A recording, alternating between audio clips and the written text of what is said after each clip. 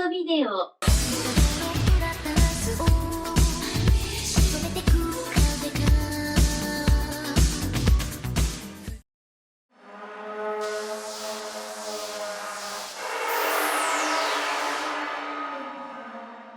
In 1991, the sci-fi action one-off OVA Burn Up was released on video. Conceived as part of AIC's Let's Make Bubblegum Crisis Without Actually Making Bubblegum Crisis initiative of the 90s, Burn Up focuses on three young policewomen, Maki, Raimi, and Yuka, who form the special unit of the force known as Team Warrior. Frustrated by the slowness of police bureaucracy surrounding the kidnapping of numerous young women, the girls are willing to take matters into their own hands to bust open a sinister human trafficking operation.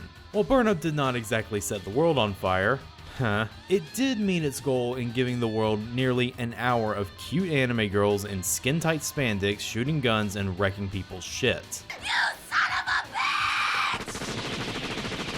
And frankly, that's good enough for most people. It was Bubblegum Crisis with less heady science fiction themes and more bawdy comedy. Finding the right guy is pretty hard. You mean you're not getting laid either? It's unknown how well it did in Japan, but over here in the States, Burn Up was one of the earliest hits for a small-time Texas-based anime distributor known as AD Vision, later to be known as ADV. For a while, Burn Up did seem to be their biggest hit, not only through some clever marketing that leaned into the anime's saucier aspects, but also having a pretty good English dub, their third one ever to be produced, having some of the earliest roles for future ADV regulars like Tiffany Grant and Amanda Wynn Lee. You could almost say that, for a period, Burn Up was ADV's flagship show, right up until they got distribution rights for a certain giant robot anime. But let's flash forward to the mid-90s. AIC still exists as a company. The shrinkage of the OVA market means that they are starting to break into TV anime production, but at the same time, they still see themselves as primarily an OVA studio. And I can only assume they were digging around the bin for ideas for their next OVA project and got reminded of Burn Up again. That's when I can only assume someone said, "Hey, why don't we try this old concept again? Let's try something different." That old Burn Up still had the stink of the 80s all over it. It's the go-go 90s, baby! Let's make a Burn Up for this decade. And then they proceeded to make Burn Up, but louder, stupider, and way hornier. It's the near future in Tokyo, and the police department has grown so large and so well funded that it encompasses his own district known as Police Town. And of course, with such a police force, they have their own Black Ops unit, Team Warrior, a semi-clandestine unit devoted to taking jobs deemed too sensitive or too filthy for the regular police to handle. Team Warrior consists of the main trio, Point Man Ryo Kinezono, Don't move! Talk about total amateurs. Sniper / ammunitions expert Maya Jingu, I really want to use this on someone, anyone! Kaboom! and hacker Lilica Ebbets. The general manager Igawa-sen is ready. Right. Transmit it now. Here it goes. And whether it be stopping a hostage situation with very strange demands, the manager of the TC Giants must publicly prostrate himself and apologize for his team slump this season! or investigating a kidnapping case involving a virtual gravure idol, But Maria's not used to having a sexy body like this. I want to be cute and perky. these three girls are on the case in their state-of-the-art skin-tight uniforms. Yes sirree, we've got a very tasteful anime on our hands. Yumi Kawai must leap from the top of this building in a completely clothesline state in a totally nude bungee jump! I cannot know for certain how a reboot like Burn Up W got conceived. It could be that AIC figured out that there was still potential in the brand and retooled it to better suit the current needs of the anime viewing public. Or maybe it was because it was ADV's idea, since this was the first time they helped co-produce an anime project. Or maybe it was because everyone involved was just randy. Whatever the case, it seemed like the retooling paid off. Unlike what came before, this version of Burn Up has had much more longevity, spawning a 13-episode anime and a manga adaptation penned by Ito Ogure, better known by his pen name, Oh Great. And it's weird because the OVA itself blows chunks. When I went into Burn Up W, I knew what I was gonna get into was the original dumbed down for mass appeal. What I was unprepared for was seeing how stupid it was going to get. It was spectacular, seeing what could have just been another TNA show devolved into such full-throated embarrassment. This leading into an actual TV anime speaks to the power of breast jiggle gags. I would love to really delve into the specifics right this minute, but that would be complaining without giving further context as to why those specifics are stupid. The dumbness of Burn Up W needs to be displayed for the whole world to see, taking a relatively lighthearted action show and turning it into a joke, both intentionally and unintentionally. Buckle up, babes, because IQ points are going down this episode. Here's how Burn Up W, in spite of all logic, flamed out to the top. No, no, no! Now, since we don't have any real information on the production of Burn Up W, I'm going to focus more on the changes made going from the original. One clear change was a change in director. Yasunori Ide was out, and in his place was Hiroshi Negishi, whom we've talked about at length multiple times on this show. At this point, he was AIC's Golden Boy director, given that he was helming their first TV anime, Tenchi Universe, at the time, and considering that the mission from the start was to make a more comedic-focused iteration of Burn Up, it's understandable why people thought he might be the guy. He had experience melding sci-fi action with cartoonish comedy with the OVA series KYOTO, which was good, right up until it started to fall apart at the end, and he did have experience with actual hard sci-fi with 1994's Bounty Dog, which sucked. Okay, I don't want to dog on Negishi too much. I do think Tenchi Universe is a great anime, so if he just brought a little bit of that energy to the table, Burn Up W might have actually had some hope. Overall, the premise from the original is largely the same. Where they do the big switch-ups is the characters. What they did to the characters would largely be the equivalent to the staff taking the characters from the original, smashing them down into the clay from which they were formed, and re-sculpting the new characters. There is a character named Maki in this anime who is also voiced by Tiffany Grant, but she is the commanding officer of Team Warrior and a well-designed one at that. Short hair and big round 90s glasses are a winning combo. Of course, it's possible that's what they want us to think. For what reason?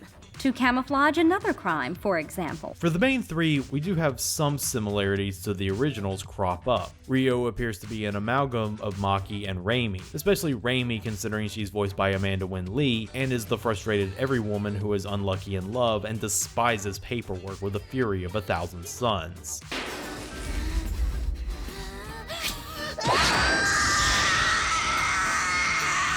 Hey, Rio, what's up?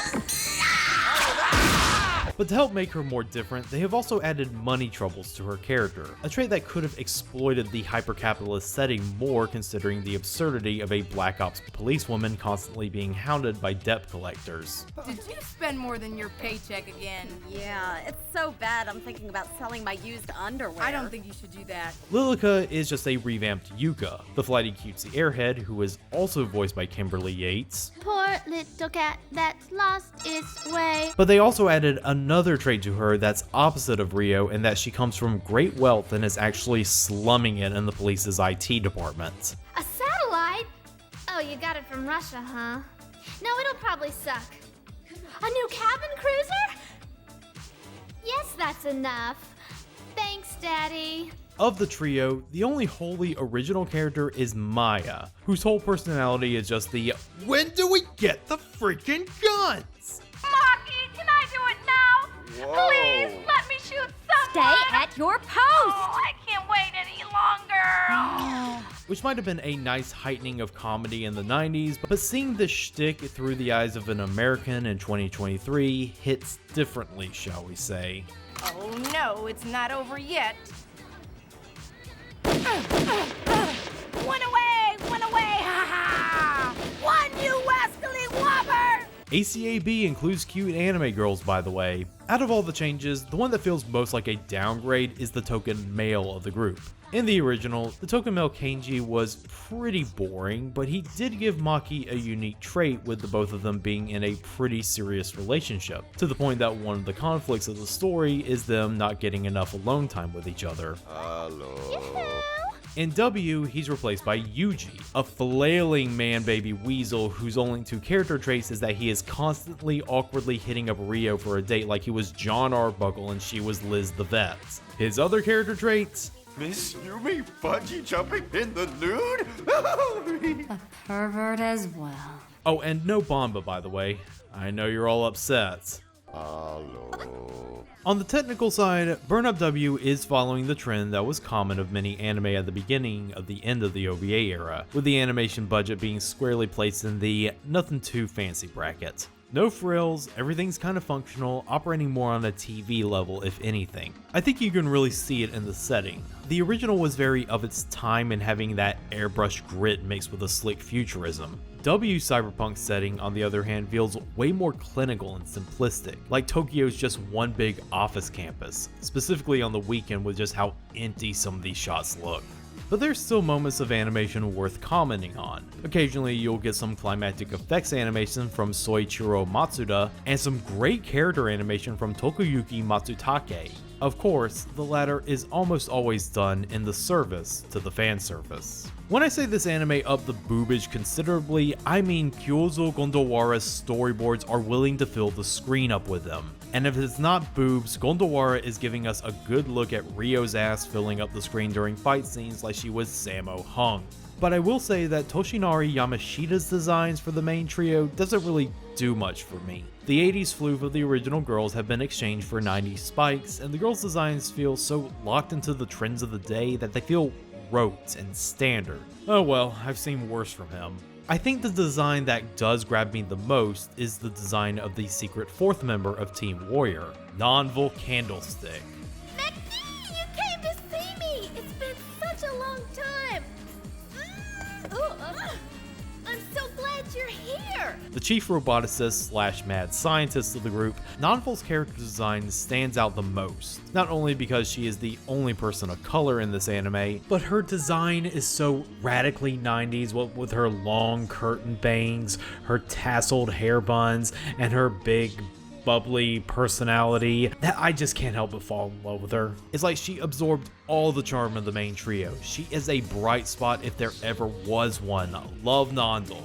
Another thing I do dig about Burn Up W is Hiroyuki Namba's soundtrack. While it's not the same as Kenji Kawai's original, then again what is, I think it does a respectable job replacing him, bearing down on the keyboard to craft some fist-pumping cyberpunk beats for the action.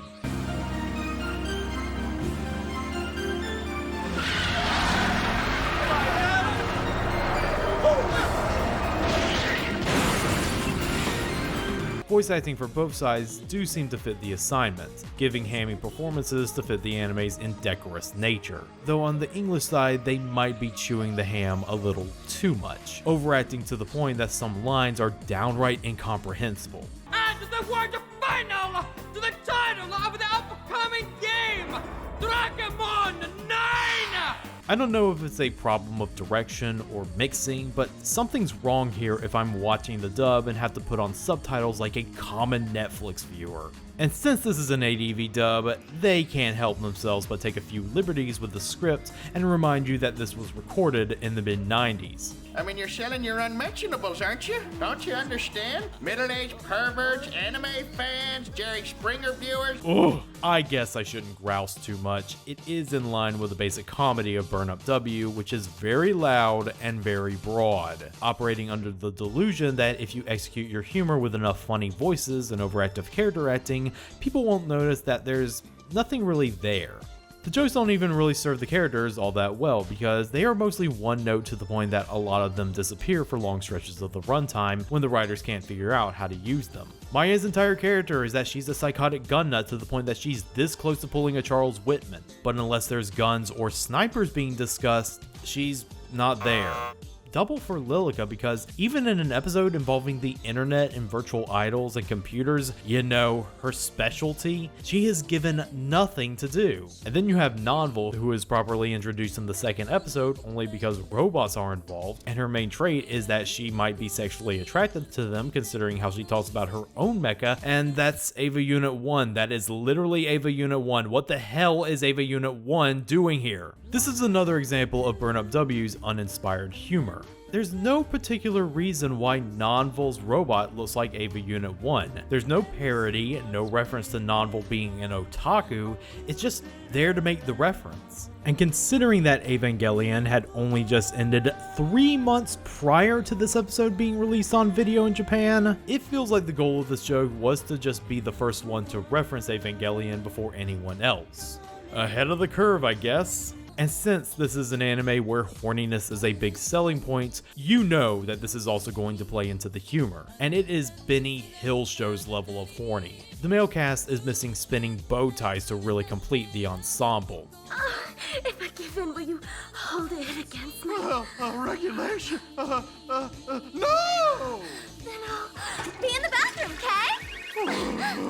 What? To fulfill its cornball nature, every one of the funny episodes always end on a lame punchline.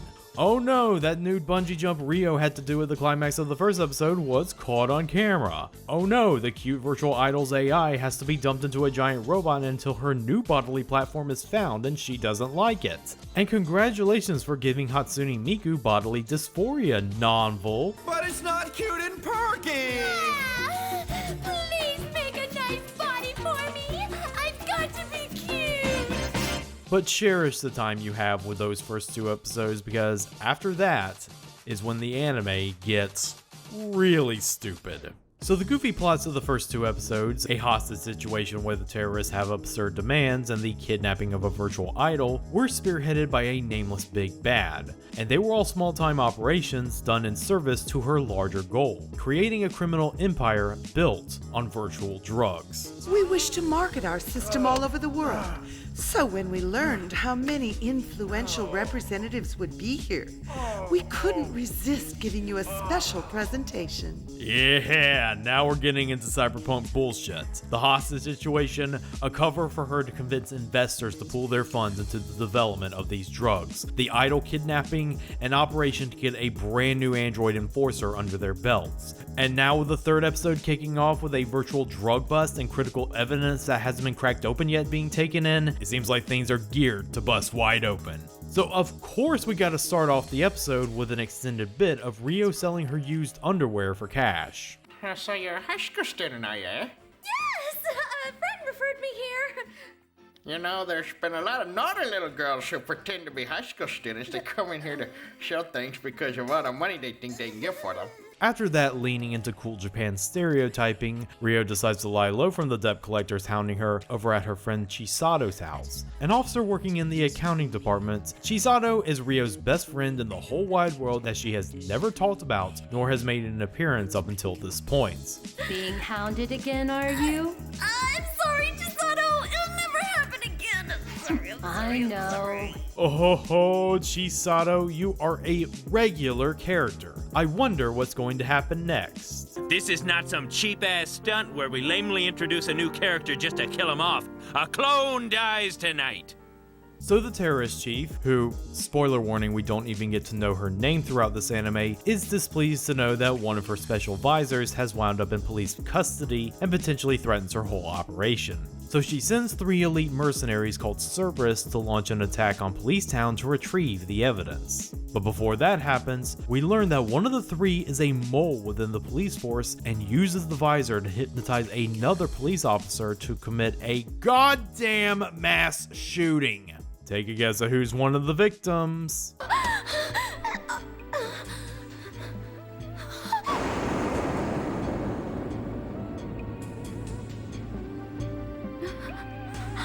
Folks, Burn Up W has decided to kick off their big dramatic turn with the oldest and cheapest trick in the book, introducing an apparently close friend to one of the main characters and then killing them off brutally.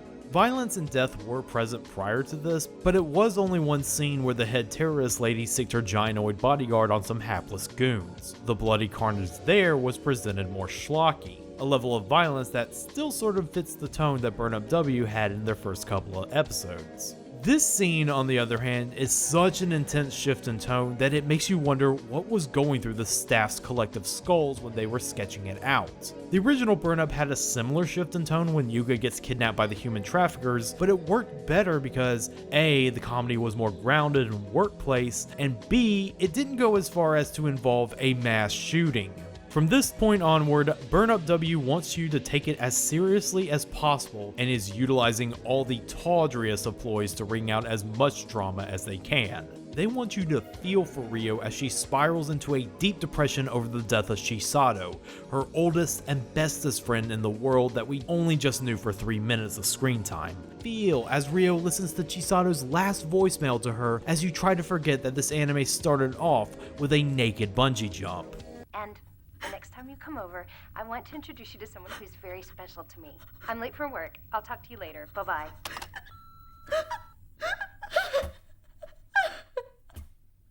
Burn Up W has now traded imbecilic comedy for ham-fisted drama, and it is a sight to see. Rio can pound on the wall and make all the speeches about how she wants justice all she wants. I'm simply not feeling it. The sight of Chisato lying in a pool of her own blood will be burned into the back of my brain forever. I'll kill them. I'll kill them all! The anime is out of its depth in trying to deliver all this action-heavy drama they set up. It must rely on cheap drama because it spent half its episodes operating under a gag series principles, so all the characters are severely underdeveloped. Maya's only contribution to having these episodes is a shoddily boarded fight with not Vulcan Raven that ends with some embarrassing censorship in an OVA of all places. And Lilica's only there to sit on her hands until the battle gets too hectic, in which she suddenly remembers that she has a computer virus on hand that can shut down the enemy's entire terrorist operation. Moreover, we still don't get the head terrorist lady's name or what her real motive is beyond building an empire, and the 3 terrorists who attack Police Town are just generic psychos. You know who the mole who started this whole thing turned out to be? A random nobody we have never heard or seen from before. Thanks for not making this interesting, W. I was almost at the edge of my seat. And to what end is this drama leading up to? A scene where Rio has to rescue Yuji while performing a striptease at knife point to the sound of Chisato's final voicemail? Hi, this is Chisato.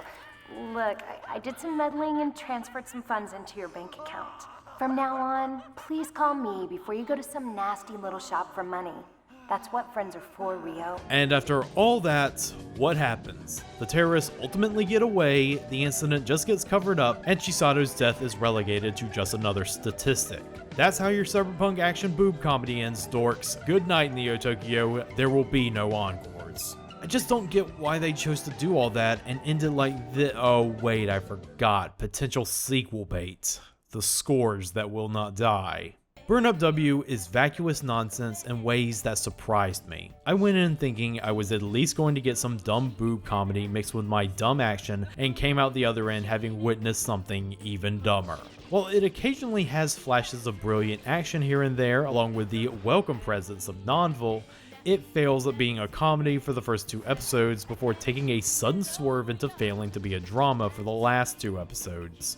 That's a combined 2 hours of my life that I will never get back.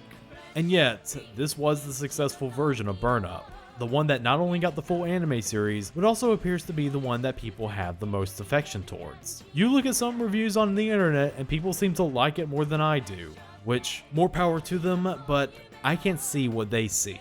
It's stupid in ways that I don't particularly care for. You may have beaten your predecessor in terms of legacy, Burn Up W, but in my view, you're way more of an L.